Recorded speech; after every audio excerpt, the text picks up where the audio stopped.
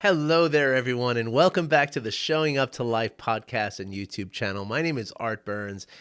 I'm really happy to be here with you. I'm happy to be back here with you, and I really have missed you. I missed last week entirely. It turns out that on Wednesday of last week, 1 week ago today, I made the decision to play ice hockey for the first time in just about 20 years.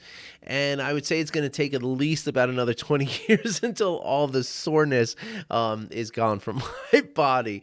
I'm really just kidding. I had a great time playing, but I did actually come away with an injury to my hand, which is just today. I'm just today not wrapping it up. It's just a sprain, not broken, but it's been a little bit, it was really hard to get through the week last week with it. Literally having it wrapped in an ace bandage 24/7, basically. Couldn't really lift anything, couldn't type at all, couldn't do a lot of things that I need to do, some of which are very imperative for producing this content. So I beg your forgiveness and for my absence, and I just want to tell you how great it is to be back. All right, so thank you all for your patience, and I hope you're going to enjoy this podcast today. And it's funny because when you take a break from this sort of thing, getting back into it is tricky, right? Because when you do it day after day after day, it kind of takes on its own momentum. I just kind of plug in and just start talking, because it's like I'm already sort of in motion, right? Like a body in motion tends to stay in motion, right? So so when a body is stationary, it tends to stay stationary as well. And so getting this first episode going was a little bit like I sat here for a few minutes this morning in front of the computer, just like, gosh, what am I even going to do? Even though I have a sort of an idea of what I want to talk about today, I'm like, where do I even start? Isn't that funny? After almost 700 episodes now, that still happens after just 5 days away. Isn't that amazing? It just goes to show how much our bodies are really, not only our physical, outer body in terms of our organs and our muscles and all that, but the nervous system that drives us is so it's so quick to adapt to things, right? And of course, this nervous system includes your brain, right? Which is, again, when I'm in the flow and doing this day after day after day, it's like it just comes to me. It's no problem, But now today, I'm like, okay, what am I going to say? Should I write it down? Should I not write it down? It's amazing. After only 5 days, isn't that wild? So anyway, it's not scientific or anything. I'm not, trying to say anything about the brain, neuroplasticity. It's not quick enough for that. I mean, definitely not. But it's just amazing how quickly we adapt. I guess that's what I'm saying. In all ways, right? And this is actually kind of the topic what I wanted to talk about today. So nice little segue. Thank you very much. I guess I haven't lost the touch. So I've told you before here that I'm just going to have a little bit of my delicious vanilla spiced tea before it gets too cold on me. I've told you here before that I used to really love the game of golf, right? And I still do love it. My son and I go and play. Now that the snow's all melting, we're thinking maybe in the next couple of weeks we'll go out there, swing the clubs a little bit, maybe the driving range, see what happens. It's an exciting thing, So I was always very much in love with the game. I always loved it. It was I guess it's just a combination of things that I just love about it. I mean, I love the clothes and the accessories and all that kind of stuff, the different hats and visors and stuff that you could get. I love the clubs. The technology of it is really fascinating to me. All the different balls and like marking your ball to make sure nobody else confused yours with theirs in the woods, because the thing is, I love the carts. I love the young ladies who would drive around the cart filled with beer and sell me some beer. I mean, I loved all of it, right? Specifically, I loved the 19th hole, right? Which is where, back in the days of the late 90s, early 2000s, when I was playing a lot of golf, I was also very actively in my alcoholism. So the 19th hole, which is what they refer to as the bar after you're done with your round of golf, was always a very, very important part of it for me. We would eat, we would drink, we would have, really have fun with it, right? And so, I mean, I was never really very good at the game, right? But it was almost an obsession. In fact, I could say, in looking back, it kind of was a little obsessive, not in a positive way, right? And so here's what used to happen though, right? Because I lived in New York, right? In New York City specifically.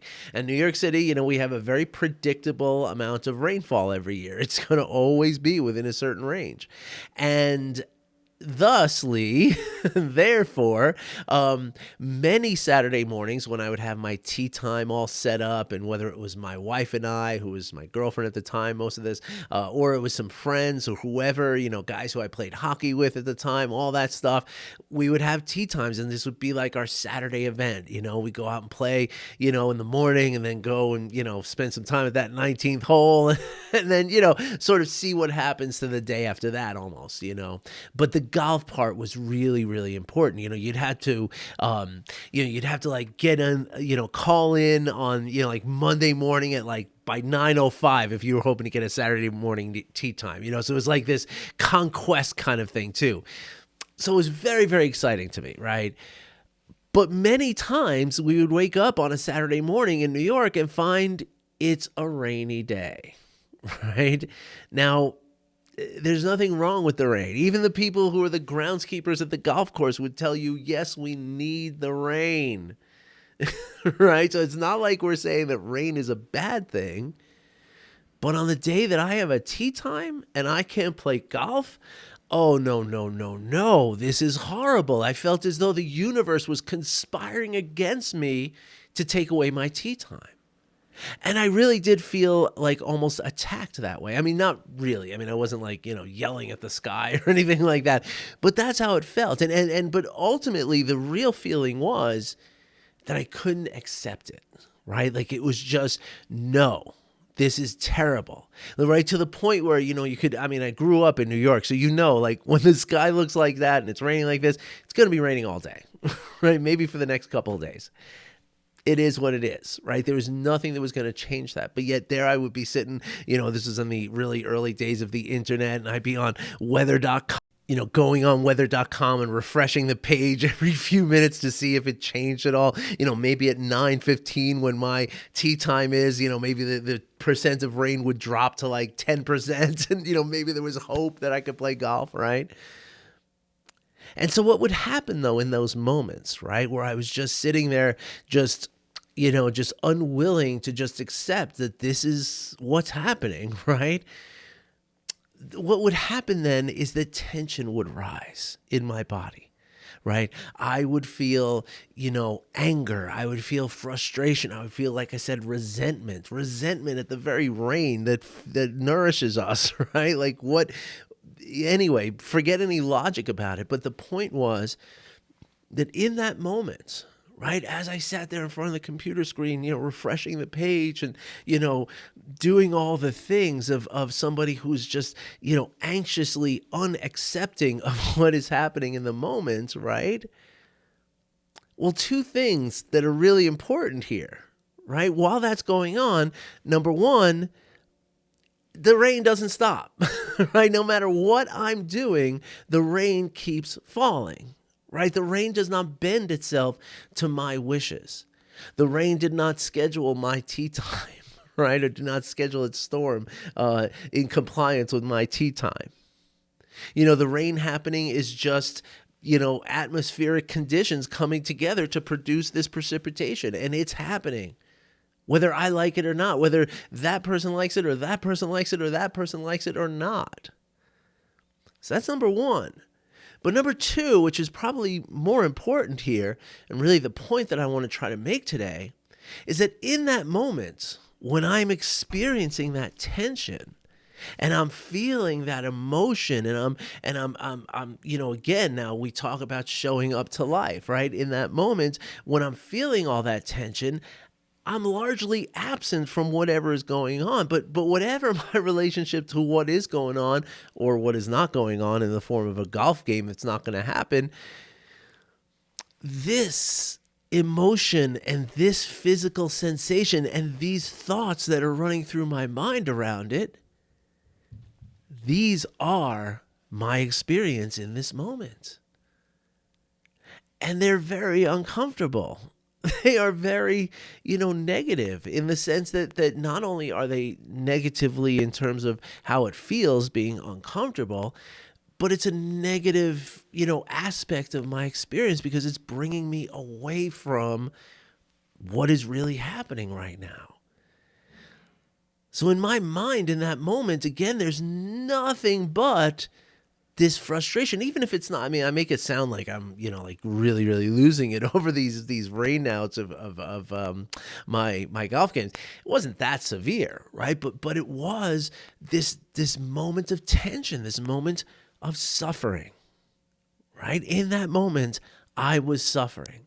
And again, in that moment of suffering, I was not in touch with, I mean, back then I didn't have children, but I was not in touch with my wife. I was not in touch with my friends. I was not in touch with any of it because I was so resentful for it, right? I was so, aversive towards what was happening, right? Now, the answer to this and the way in which I could have made myself feel better and the way in which I could have grounded back into the present moment experience was to simply accept what was going on, right? And then make my choices from that place of acceptance, right? It's raining. We can go straight to the 19th hole, or we can change our plans. We can go to a movie. We can, do something. We could go to a golf store and swing some clubs or something like that. We could do many different things. And that is how, as I've mentioned here before, that is how aversion comes from delusion, right? Because the delusion is the sense that anything but this golf game is going to be a failure of some sort, right? Anything but having this 18 holes of golf is going to be a disappointment. It's going to be, a loss of some sort. Well, that's not true. That is just my judgment. Because again, I could have judged and I could have chosen to judge or discern the fact that hey, we can always go to the movies. We could go to the 19th hole anyway. We're in New York City. I'm sure we can find something to do, There's probably, some covered driving range we could go to. There would have been plenty of ways in which I could have, made a choice to do something different. But that choice can only come from the place of, without that, I'm sorry, not from the place of, but it can only come from a place without that aversion. And ultimately, the aversion came from a place of delusion. So really it all starts with, again, the judgment, which a lot of times a judgment looks like expectation, right? Or expectation looks like judgment, whichever way you want to look at it. Doesn't really matter, right? But the idea is that we have this expectation. I've booked this tee time. I have my clubs. I spent all Friday night scrubbing them and washing them and getting them ready. Not really, but whatever. And so my expectation is that I'm going to walk out on that course or drive the little golf cart out on that course, and I'm going to have a great time playing golf today. Even if I shoot 120, which for all you golfers out there is really not a good score. So the idea then is, how do we let go of those expectations, right? And how do we accept what is happening right now? And mostly the first, pardon me, the first challenge to acceptance, right, is the idea that acceptance is somehow like acquiescence, right? Like the acceptance means that, oh, well, I'll just let life beat me up and I'll just never get anything I want. And I'll just, be, like a leaf in the wind for my whole life. And nothing could be further from the truth, folks. Nothing could be further from the truth.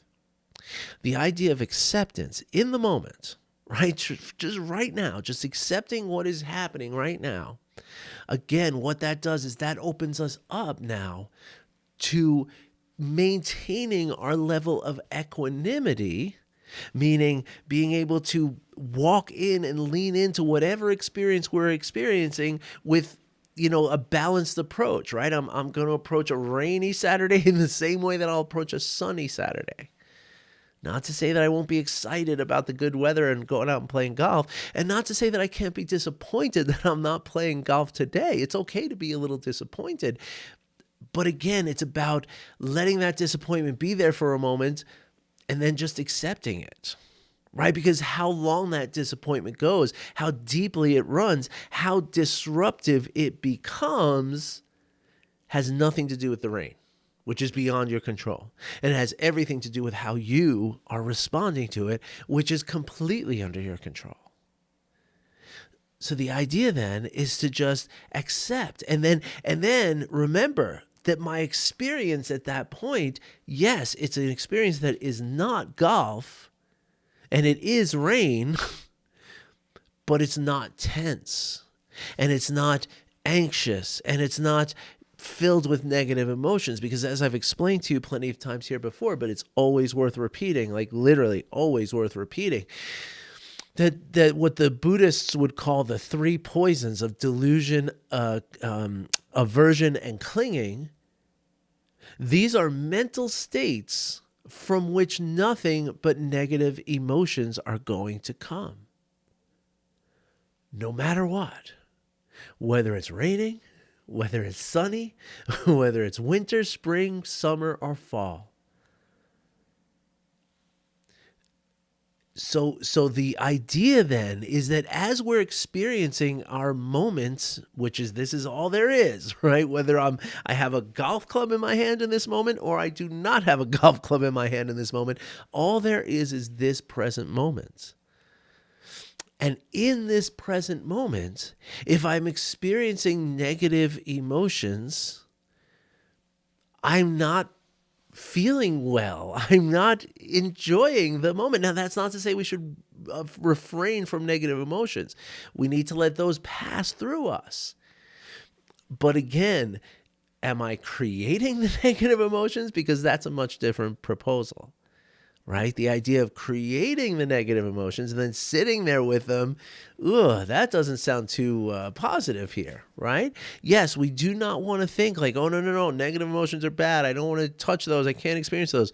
Could not be further from the truth, just like the other thing that I said.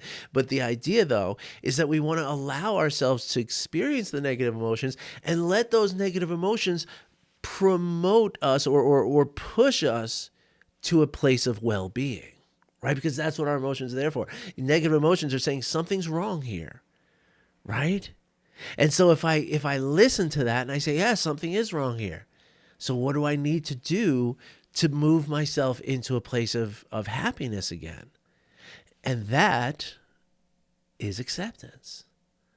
Just accept that it is raining right now. And then again, in that place of acceptance, now I can start to make really informed and wise decisions. Somebody might come to the decision in that moment of clarity that comes from the acceptance. Somebody might decide that, you know what, I should relocate myself to Arizona where it rains very seldomly and I can play more golf. Right? Or maybe, somebody could work on and say, I need to invest in rain gear for the golf course so I can play in the rain anyway. There are people who do that. It's pretty intense.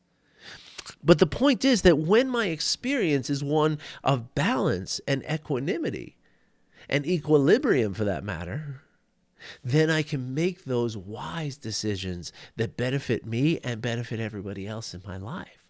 Instead of, again, on very subtle ways, because it wasn't like I was sitting there, smashing my house apart with my golf clubs because I couldn't go play golf. I mean, it was nothing that dramatic, right? I mean, I was a very highly functioning member of society, right? This is, please get the right, I hope I can give you the right frame of reference here, right? Because it wasn't something so dramatic, which makes it even more damaging, right? Because if somebody was that, completely flip their lid, it would be very apparent to them, okay, something has to change, right? Or, my wife would leave me or something like that and really be a catalyst to big change, right? And that's the problem, is that it wasn't that outward. It was much more subtle. It was just a bad mood. It was just being grumpy all day. And I remember this from the childhood of filled with trauma, is that My cat is sticking his fingers into the screen. But from my childhood trauma, I remember, from when I was a very, very young child, we knew that they don't talk to your dad if the Giants lose on Sunday. Do not ask him for anything if the Mets lose that night. Do not even approach him during hockey season if the Rangers are losing. We had to navigate around this. We had to, not show up deliberately. And my friends, I can tell you from experience, that's no way to live, right? And so what we want to do is again, this is where the skillfulness comes in, right? That when we practice mindfulness and compassion, we become skillful at life.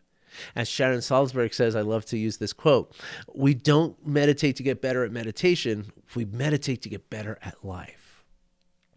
And part of that skillfulness is to be able to manage ourselves through the rainy days without getting ourselves into a mood that becomes toxic for those around us, right? Like I might have yelled at my cat right there. He didn't do any damage and he's down now. It's no big deal, right? But in the past, if this was a day of rainy, instead of golf, I would be, get out of here, And that has consequences. That behavior becomes toxic in my life. Sure did then, and it sure can now for anyone. And that's what these skills are all about, right? All right, folks. Well, as you know, there's plenty of content showing you what kind of practices you can do, as I've mentioned many, many times. But anyone who's interested in first of all, there's a weekly, every Wednesday night, there's a weekly meditation that I do. It's free. I'll accept donations, but it's fine if there's none. That's about an hour long meditation and discussion. And so that's a great place to, it's a great resource for you. I talk about mindfulness, concepts, and I guide you through a meditation. So that's a great resource for you. But if you're looking for something more, maybe focused and a kind of one-on-one thing, well, you know the drill. There's a link in the description with that goes straight to my calendar. So if you click on this link, fill out a couple little things, and pick a day and a time that's empty on my calendar. You pick it, you claim it, and it's your meeting with you and me. 45 minutes. We'll talk about whatever you want to talk about. All right, everybody. Thanks a lot for listening. Thanks a lot for watching. You see, after just 1 week, I'm just like I can't even speak. Thank you for being here, everyone. I wish you well, and I'll be back again tomorrow. Take care.